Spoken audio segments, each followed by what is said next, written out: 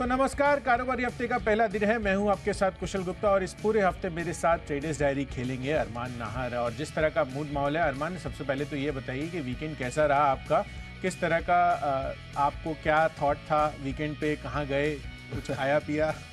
देखिए बिल्कुल वीकेंड पे जाने की खूब इच्छा थी, पर अगर आप देखें तो बारिश इतनी तेज हो रही थी और लगातार मौसम के मजे लिए ये बिल्कुल मौसम के वजह घर पे बैठ के मौसम को देख के निहारा है।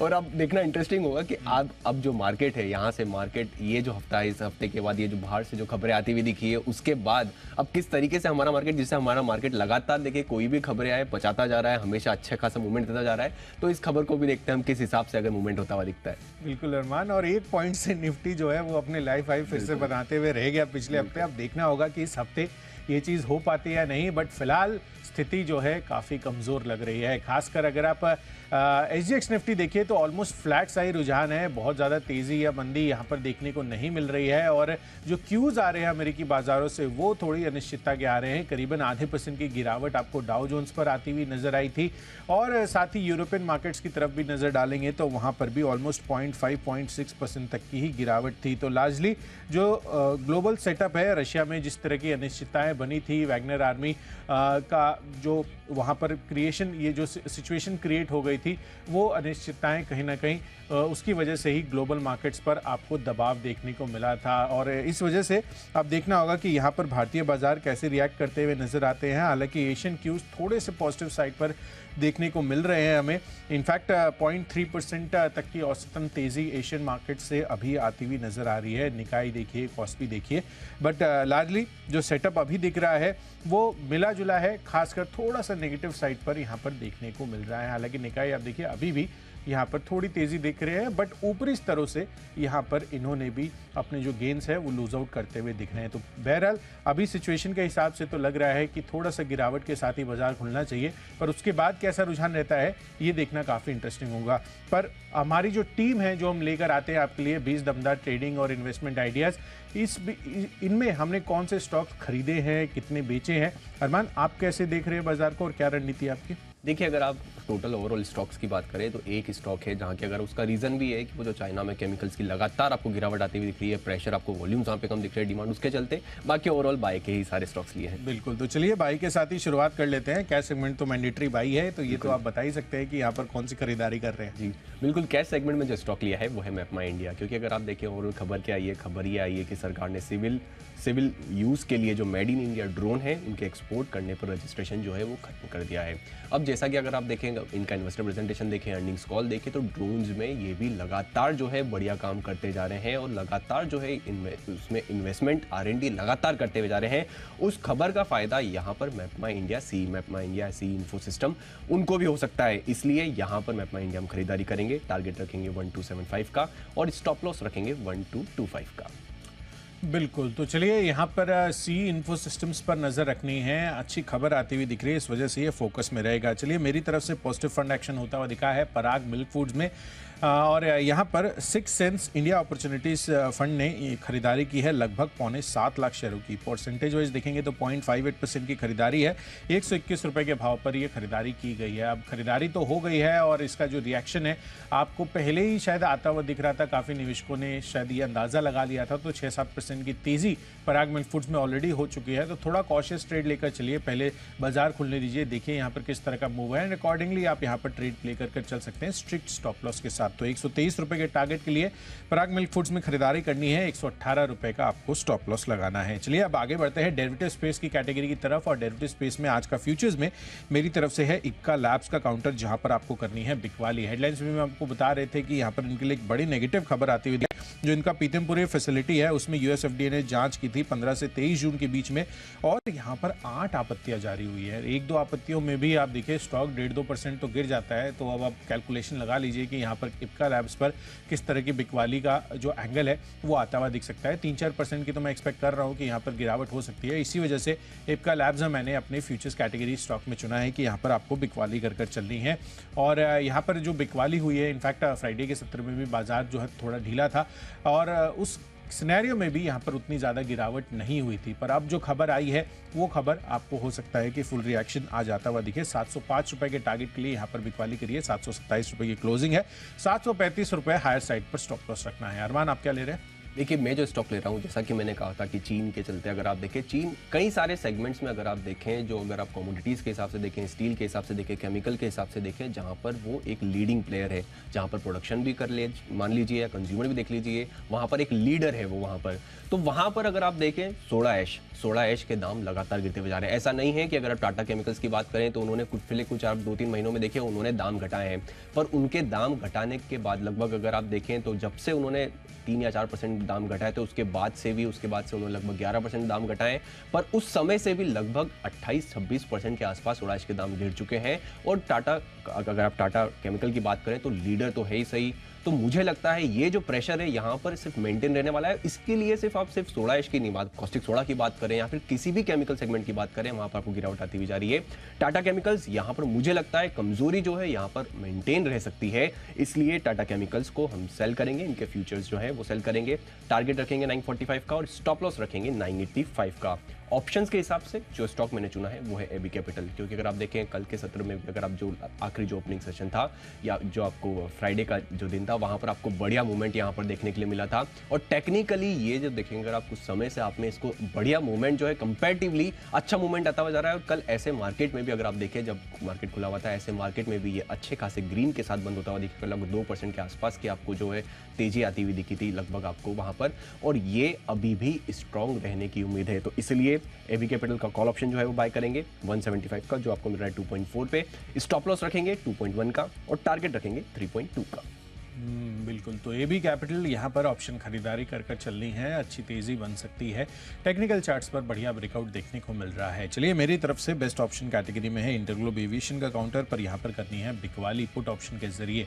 अब बिकवाली करनी है इसलिए क्योंकि गो फर्स्ट की जो चिंताएं हैं, जो कहीं ना कहीं रिस्ट्रिक्शंस लगे हुए थे, वो हो सकता है कि आगे चलकर दूर होते हुए नजर आए। क्यों? क्योंकि लेंडर्स की तरफ से अंतरिम फंडिंग का ऐलान कर दिया गया है। 400 करोड़ रुपए की अंतरिम फंडिंग गो फर्स्ट को यहाँ पर मिलती हुई नजर आ रही है, ऐसी खबरें आ रही हैं। और 1 जुलाई से हो सकता है कि ये ऑपरेशंस भी अपने शुरू कर सके। तो अगर जो मार्केट शेयर इनका मई ऑनवर्ड्स डिक्लाइन होता हुआ नजर आया था, वो मार्केट शेयर इंटरग्लोब एविएशन ने गेन किया था, तो अब हो सकता है कि ये मार्केट शेयर वापस से गो फर्स्ट के पास जाता हुआ नजर आए, अगर डीजीसीए की तरफ से ये मंजूरी आ जाती है। पर मंजूरी आती है या नहीं, ये पर इस पर देखना होगा हमें कि फाइनल फैसला क्या आता है। बट आज के लिए ये जो अंतरिम फंडिंग हुई है उसकी बेसिस पर इंटरग्लोब एविएशन पर आपको दबाव देखने को मिल सकता है। तो यहाँ पर 2460 रुपए का पुट ऑप्शन खरीद कर चलना है, 20 रुपए पर उपलब्ध है। 35 रुपए का टारगेट रखिए, 12 रुपए का रखिए आप यहाँ पर स्टॉप लॉस। पढ़ते हैं अपनी अगली कैटेगरी जो है टेक्नोपेक, और टेक्निकल चार्ट्स पर अरमान खरीद रहे हैं, बेच रहे हैं? खरीद रहे हैं, बिल्कुल खरीद रहे हैं। और एक ही बिकवाली का कॉल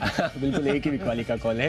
टेक्निकली अगर आप देखें, जो मुझे स्टॉक पसंद आ रहा है वो क्रेडिट एक्सेस ग्रामीण। यहाँ पर अगर आप देखें लगातार जो है तेजी सस्टेन्ड है, और जैसा कि अगर आप देखें, अगर जैसे ही आरबीआई जो दरें जब रोकना चालू करता है या बढ़ाना कम कर देता है, तो सबसे ज्यादा फायदा सबसे नीचे तबके को है वहां पर होता हुआ दिखता है, क्योंकि उनके लिए हर 1% का चेंज जो है उनके लिए काफी मैटर करता है। और यहाँ पर ओवरऑल आप देखें उस समय से ही लगातार तेजी बनती हुई जा रही है, और टेक्निकली काफी बढ़िया साउंड और अच्छा खासा मोमेंटम आपको यहाँ पर आता हुआ दिख रहा है। इसलिए क्रेडिट एक्सेस ग्रामीण जो है वो बाय करेंगे, टारगेट रखेंगे 1427 का और स्टॉप लॉस रखेंगे 1372 का। चलिए, तो क्रेडिट एक्सेस ग्रामीण यहाँ पर टेक्निकल चार्ट्स पर अच्छा ब्रेकआउट आता हुआ दिख रहा है, तो बेहतरीन तेजी आज के सत्र में भी बन सकती है। पिछले 1 महीने से अगर आप देखेंगे तो टोरेंट फार्मा के चार्ट्स पर भी ऐसा ही रुझान आ रहा है, और धीरे धीरे एक्यूमुलेशन लगातार यहाँ पर स्ट्रॉन्ग हैंड्स करते हुए दिख रहे हैं, अच्छी तेजी का कैंडिडेट बन रहा है। और फार्मा स्पेस तो हम देख रहे हैं कि एक जो सेक्टर रोटेशन होता है या सेक्टर कहीं ना कहीं पैटर्न जो रिवर्सल्स होते हुए दिख रहे हैं, उसकी वजह से टोरेंट फार्मा भी फोकस में आ गया है। इनफैक्ट यहाँ पर तेजी का अगर आप तर्क देखेंगे तो लगातार पिछले 1 महीने से यहाँ पर 1850 1860 के लेवल से तेजी आती हुई दिख रही है। तो 1920 रुपये ये अगला टारगेट होगा, और यहाँ पर आपको तेजी करनी है 1920 रुपये के टारगेट के लिए 1850 रुपये लोअर साइड पर आपको स्टॉप लॉस लगाना है। तो टोरेंट फार्मा में अच्छी तेजी पिछले कुछ दिनों से बन रही है। चलिए, टेक्निकल चार्ट्स तो हो गए हैं, अब आगे बढ़ते हैं फंडा पिक की तरफ। फंडा पिक के लिहाज से मैंने आज स्टॉक चुना है डीसीएम श्रीराम इंडस्ट्रीज का। अरमान ने आपको मैप माई इंडिया बताया, और वही खबर पर मैं डीसीएम श्रीराम इंडस्ट्रीज लेना चाहता हूं। अगस्त 2021 में इन्होंने टर्की की एक ड्रोन कंपनी या जो ज़ायरॉन डायनेमिक्स कर है उसके साथ इन्होंने करार किया था और 30% हिस्सेदारी इन्होंने खरीदी थी, और यहाँ पर सिविल और साथ ही मिलिट्री यूज़ के लिए ये ड्रोन्स बनाने वाले हैं। और जिस तरह से सरकार ने सिविल यूज़ के लिए मेड इन इंडिया ड्रोन्स के एक्सपोर्ट्स पर रिस्ट्रिक्शंस हटाए हैं, उस वजह से हो सकता है कि डीसीएम श्रीराम इंडस्ट्रीज भारत में जब ये प्रोडक्ट्स बनाएगी, इनकी जो ज़ायरॉन डायनेमिक्स है उनके साथ जो टाई अप किया इन्होंने, उस चीज़ को ध्यान में रखते हुए मुझे लग रहा है कि यहाँ पर अच्छी तेज़ी हो सकती है और लंबी अवधि के लिए इसमें निवेशित कंफर्टेबली रह सकते हैं। क्यों? क्योंकि संस्थागत निवेशक LIC करीबन 4.84% हिस्सेदारी रख रहा है इसमें, और साथ ही एबेकस इमर्जिंग अपॉर्चुनिटीज़ फंड जो सुनील सिंघानिया साहब का है, वहाँ पर भी उन्होंने भी करीबन 3% हिस्सेदारी इसमें खरीदी हुई है। तो डीसीएम श्रीराम इंडस्ट्रीज उस वजह से फोकस में रह सकता है, और ट्रिपल डिजिट टारगेट के लिए यहाँ पर 1 साल के लिए आप डीसीएम श्रीराम इंडस्ट्रीज में खरीदारी कर चल सकते हैं। बिल्कुल। और जो फंडामेंटली मुझे जो स्टॉक पसंद आ रहा है वो है नेस्को, क्योंकि अगर आप नेस्को के बारे में बात करें तो एक चीज़ जो सभी ने देखी है वो है गोरेगांव में अगर आप इनका देखें IT पार्क जो है वो तो इंटरेस्टिंग है ही सही, और अगर आप देखें कुछ समय से या फिर आप कुछ समय से अगर आप देखें 1 साल या 2 साल लगभग रेंज बाउंड ही रहता है ये हमेशा स्टॉक। पर अभी मेरा इस स्टॉक को लेने का क्या है, अगर आप Q4 का इनका इन्वेस्टर का जो प्रेस रिलीज है वहाँ पर वो देखेंगे, क्योंकि जो इनका न्यू IT पार्क जो बिल्डिंग है उसका जो डेवलपमेंट है वो ऑन ट्रैक चल रहा है, और वो उसके चलते अगर आपको देखेंगे जब ये आता हुआ दिखेगा तो उसके चलते रेवेन्यू में अच्छा खासा सपोर्ट आता हुआ दिखेगा। और अगर आप मैनेजिंग डायरेक्टर चेयरमैन के जो प्रेस रिलीज में जो उन्होंने कहा है कि जो ऑक्यूपेंसी है वो काफ़ी बढ़िया है, लगभग 90% की ऑक्यूपेंसी तो ऑलरेडी आ चुकी है। और टावर 4 की बात करें स्पेसिफिकली तो वहाँ पर ये जो नया सब डिवीजन है जिसमें आप रेस्टोरेंट और आउटलेट्स है वो टावर 4 में स्पेसिफिकली वहाँ पर भी ओपन होता हुआ दिखा है, और वहाँ से भी डिमांड अच्छी आती हुई जा रही है। और ओवरऑल जो ऑक्यूपेंसी के साथ साथ मैनेजमेंट ये कह रहा है, CMD की प्रेस रिलीज में उन्होंने ये कहा है कि हम अब ये जो तेजी जो आ रही है उसको कैपिटलाइज करने के लिए बहुत ही अच्छी तरीके से पोजीशनड है, और आपको जो रेट्स हैं वहां पर भी आपको थोड़ा इंप्रूवमेंट आता हुआ दिख रहा है। तो उस हिसाब से नेस्को जो है आपके लिए अच्छा फंडामेंटली आपको बाय हो जाता है, इसलिए टारगेट यहां पर रखेंगे 745 का, और आपको ड्यूरेशन रखना है 1 साल का। इन्वेस्टमेंट के हिसाब से जो स्टॉक मैंने चुना है वो है टानला प्लेटफॉर्म। अब टानला प्लेटफॉर्म की बात करें तो स्पेसिफिकली बात करेंगे तो ये एक लीडर है CPaaS में। CPaaS अगर आप बात करें तो communication platform as a service. आप अगर सबसे पहले अगर आप इंटरेस्टिंग बात करें, अगर आप FY19 से आप FY23 का इसका डेटा देखें, इसमें एक्विजिशन भी इंक्लूडेड है, जिसमें अगर आप बात करें रेवेन्यू लगभग 1400 करोड़ से 3300 करोड़ के आसपास आता हुआ दिखा, मुनाफा 35 करोड़ से 450 करोड़ के आसपास आता हुआ दिखा। एक्विजिशन का फायदा भी यहाँ पर होता हुआ दिखा है। आपको रिसेंटली कुछ समय पहले यहाँ पर अपडेट आया था कि इन्होंने जो है एक प्रोडक्ट लॉन्च किया है SMS के द्वारा जो फ्रॉड किए जाते हैं उसको रोकने के लिए, और one of the best of the kind जो है ये प्लेटफॉर्म जो लॉन्च करते हुए दिखे थे, और उसका मार्केट साइज काफ़ी बड़ा है। उसका फ्रॉड ही अगर आप देखेंगे तो करोड़ों में होता है, और कई सारे जो है इन्होंने कई सारे बैंक्स में वहाँ पर देखे तो वो सिस्टम भी अप्लाई होते हुए दिख रहा है, तो इसलिए उसका भी इनको यहाँ पर फायदा होता हुआ दिखेगा। इसलिए टानला प्लेटफॉर्म जो है बाय करेंगे, ड्यूरेशन रखेंगे 1 साल का, और टारगेट रखेंगे 1200 का। तो चलिए, टानला प्लेटफॉर्म्स यहाँ पर जो तर्क दिए हैं अरमान ने, उसके बेसिस पर अगले 12 महीनों में 1200 रुपए के टारगेट्स आते हुए दिख सकते हैं। चलिए, मेरी तरफ से है यहाँ पर इन्वेस्टमेंट पिक के लिहाज से टाटा कंज्यूमर प्रोडक्ट्स का काउंटर। इसके पहले भी मैंने आपको दिया था, बट अब इंटरेस्टिंग रिपोर्ट आ रही है सिटी की तरफ से, जहाँ पर इन्होंने खरीदारी की राय के साथ अपनी कवरेज की शुरुआत की है और लक्ष्य दे रहे हैं 1020 रुपये का। मेरी तरफ से टारगेट से 1000 रुपये के यहाँ पर देखने को मिल सकते हैं। अगर आप देखेंगे तो ग्लोबली दूसरी सबसे बड़ी टी कंपनी है, और साथ ही आप देखिए इनका जो टाटा संपन्न ब्रांड है वहां पर भी अच्छी ग्रोथ आती हुई दिख रही है, और साथ ही FIs और DIs का दोनों का मिलाकर आप देखिए 40% से ज़्यादा की हिस्सेदारी है। निफ्टी कंपनी है, फंडामेंटल्स इंटैक्ट है, टाटा ग्रुप की पेरेंटेज है। खरीदारी कर चलिए, अगले 12 महीनों में 1000 रुपये के टारगेट देखने को मिल सकते हैं। चलिए अब आगे बढ़ते हैं। खबरों के लिहाज से मैंने स्टॉक जो चुना है वो है NHPC का। दरअसल ग्रिडको ओडिशा के साथ इन्होंने MOU कर लिया है, और ये MOU 2000 मेगावाट के पंप स्टोरेज प्रोजेक्ट्स और 1000 मेगावाट के रिन्यूएबल एनर्जी प्रोजेक्ट्स बनाने के लिए इन्होंने ये करार किया गया है। तो इस वजह से NHPC फोकस में रह सकता है। 47 रुपये के टारगेट रखिए, 43 रुपये का आपको रखना होगा स्टॉप लॉस। देखिए, खबरों के हिसाब से जो मैंने स्टॉक चुना है वो है ICICI सिक्योरिटीज। अगर आप देखें इसमें लास्ट के सत्र में ऑलरेडी अच्छी खासी तेजी आती हुई दिखी है, क्योंकि क्या खबर ये 29 जून को बोर्ड बैठक में डीलिस्टिंग के लिए जो विचार किया जाएगा, और ये अगर आप स्कीम ऑफ अरेंजमेंट अगर आप देखें तो वो बैंक के साथ जो होता है उसके चलते होता हुआ दिखेगा। इस खबर के चलते हो सकता है आपको यहाँ पर और मोमेंटम आता हुआ दिखे, पर यहाँ पर थोड़ा कोशिश अप्रोच लेंगे, क्योंकि अगर पिछले सत्र में अच्छा खासा बड़ा है। टारगेट रखेंगे 580 का, और स्टॉप लॉस रखेंगे 558 का। बढ़ते अपने आखिरी और फाइनल कैटेगरी तरफ जो है माई चॉइस की। और अरमान, ब्रेक के पहले आप कह रहे थे कि मैं सेल कॉल लूंगा या नहीं। सेल कॉल्स डेफिनेटली है, क्योंकि बाजार का मूड माहौल थोड़ा सा मेरे को शेकी लग रहा है आज के सत्र में भी। और जो स्टॉक्स जहां पर आपको बिकवाली करनी चाहिए उसमें सबसे पहला है एसीसी का काउंटर, जहां पर करनी है बिकवाली। एसीसी का अगर आप चार्ट पैटर्न भी देखेंगे तो लगातार गिरावट है। इनफैक्ट शुक्रवार के सत्र पे भी 3 से 4% तक की गिरावट इस काउंटर ने दिखाई थी। तो मुझे लग रहा है कि यहाँ पर एसीसी का चार्ट स्ट्रक्चर और कमजोरी दिखा सकता है। आज 1710 रुपए के टारगेट के लिए बिकवाली करिए। हायर साइड पर 1785 का स्टॉप लॉस भी लगाकर चल सकते हैं। दूसरा कॉल है एमजीएल पर, यहां पर भी आपको बिकवाली करनी है। एमजीएल के चार्ट पैटर्न भी देखिए, पिछले कुछ दिनों से लगातार गिरावट का ट्रेंड यहां पर भी बनता हुआ दिख रहा है और इसी वजह से मैंने इस स्टॉक को भी बिकवाली की लिस्ट में शामिल किया है 980 रुपए के टारगेट के लिए और 1030 रुपए ये आपका बनेगा स्टॉप लॉस। और आखिरी कॉल है एनटीपीसी पर, जहां पर आपको बिकवाली नहीं करनी है, खरीदारी करने की सबसे बड़ी वजह यही है कि इसका जो चार्ट्स है वो ऑन द कॉन्ट्रेरी एसीसी और एमजीएल के मुकाबले पिछले 1 महीनों में लगातार तेजी दिखा रहा है और इसी वजह से इस स्टॉक को मैंने इस सूची में शामिल किया है।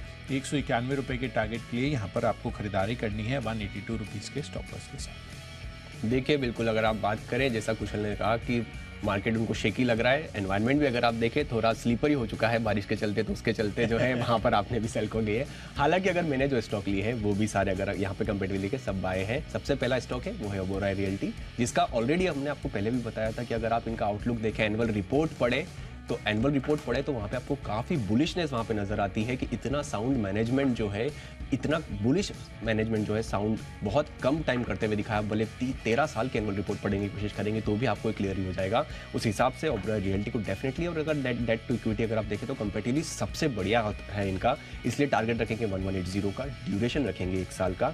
दूसरा स्टॉक जहाँ पर अगर आप खबरें, ये सेक्टर ही पूरा ओवरऑल आपको इवॉल्विंग दिखता है, आरवीएनएल, यहाँ पर खबर ये आती हुई दिखी है कि अगर आप देखें महाराष्ट्र मेट्रो रेल कॉर्पोरेशन के लिए L1 बिडर जो है वो घोषित होते हुए दिखे हैं, जिसमें लगभग 400 करोड़ 390 करोड़ के आसपास का जो है इनको ऑर्डर वहाँ पर आता हुआ दिखेगा। उसके चलते यहाँ पर आज जो है मोमेंटम आ सकता है, इसलिए आरवीएनएल यहाँ पर आज खरीदारी करेंगे। टारगेट रखेंगे 125 का और स्टॉप लॉस रखेंगे 120 का। और आखिरी स्टॉक है वो है गोदरेज प्रॉपर्टीज और रियल एस्टेट सेक्टर में आपको लगातार मूवमेंट तो है सही, पर यहाँ पे खबर ये भी आती हुई दिखी कि कंपनी ने गुरुग्राम हरियाणा में लगभग 15 एकड़ जमीन का जो है अधिग्रहण किया है। उसके चलते आपको हो सकता है कि यहाँ पर अच्छा खासा मूवमेंट आता हुआ दिखे। टारगेट रखेंगे 1545 का और स्टॉप लॉस रखेंगे 1485 का।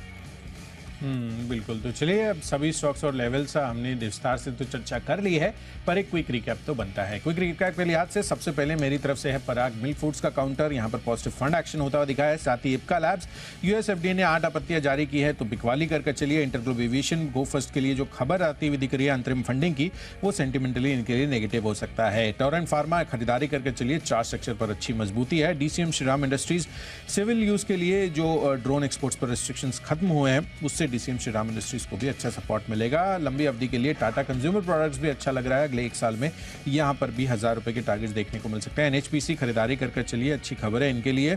साथ ही माई चॉइस कैटेगरी में एसीसी एमजीएल में करिए बिकवाली, पर एनटीपीसी करके चलनी है खरीदारी। और इन सब में आज का मेरा बेस्ट पिक है इप्का लैब्स।